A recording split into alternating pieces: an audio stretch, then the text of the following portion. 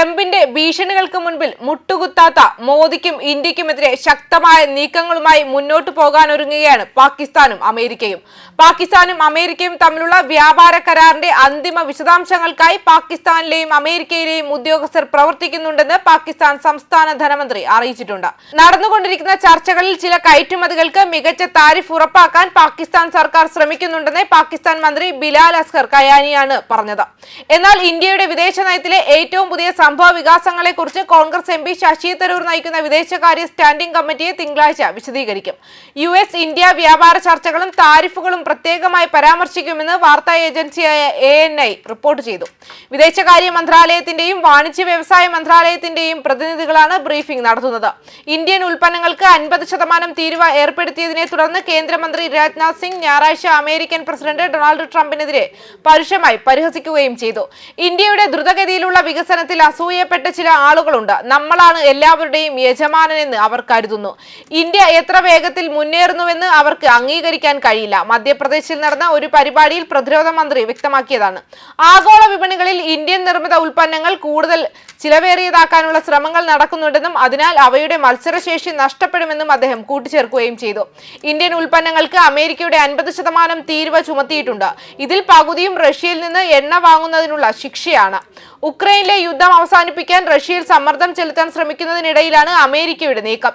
കഴിഞ്ഞയാഴ്ച താരിഫ് പ്രഖ്യാപനത്തിന് ശേഷം താരിഫ് പ്രശ്നം പരിഹരിക്കപ്പെടുന്നതുവരെ ഇന്ത്യയുമായുള്ള വ്യാപാര ചർച്ചകൾക്കുള്ള സാധ്യത US പ്രസിഡന്റ് ട്രംപ് വ്യാഴാഴ്ച തള്ളിക്കളയുകയും ചെയ്തു. 50% താരിഫ് പ്രഖ്യാപിച്ചതിനു ശേഷം ഇന്ത്യയുമായുള്ള വ്യാപാര ചർച്ചകൾ വർദ്ധിപ്പിക്കുമെന്ന് പ്രതീക്ഷിക്കുന്നുണ്ടോ എന്ന് ഒരു റിപ്പോർട്ടർ ചോദിച്ചപ്പോൾ ട്രംപ് മറുപടി നൽകി, ഇല്ല, ഞങ്ങളത് പരിഹരിക്കുന്നതുവരെ അല്ല. അതേസമയം ജൂണിൽ ഇന്ത്യയിൽ നിന്നുള്ള സ്റ്റീൽ, അലൂമിനിയം, അവയുടെ ഉൽപ്പന്നങ്ങൾ എന്നിവയ്ക്ക് അമേരിക്ക 50% തീരുവ ചുമത്തിയതിന് പകരമായി താരിഫ് പ്രഖ്യാപിക്കാൻ ഇന്ത്യയും ആലോചിക്കുന്നുണ്ടെന്ന് ഈ വിഷയത്തെക്കുറിച്ച് അറിവുള്ള ആളുകൾ വ്യക്തമാക്കുന്നു. ഓഗസ്റ്റ് 1 എന്ന സമയപരിധി ആരംഭിക്കുന്നതിന് മുൻപ് അമേരിക്ക ഇന്ത്യയിൽ 25% താരിഫ് ഏർപ്പെടുത്തി. തുടർന്ന് റഷ്യൻ എണ്ണ വാങ്ങിയതിന് ശിക്ഷയായി ഓഗസ്റ്റ് 6-ന് 25% അധിക താരിഫ് പ്രഖ്യാപിച്ചു. ഇതോടെ ഇന്ത്യയുടെ ആകെ താരിഫ് 50%. പ്രാരംഭ 25% താരിഫ് ഓഗസ്റ്റ് 7-ന് പ്രാബല്യത്തിൽ വന്നപ്പോൾ ബാക്കി 25% ഓഗസ്റ്റ് 27-നകം പ്രാബല്യത്തിൽ വരും. റഷ്യയുമായി വ്യാപാരം നടത്തുന്നതിന് ഇത്രയും ഉയർന്ന തീരുവ ചുമത്തിയ US നടപടിയെ അന്യായം, നീതീകരണം, യുക്തിരഹിതമെന്ന് ഇന്ത്യ വിശേഷിപ്പിച്ചു.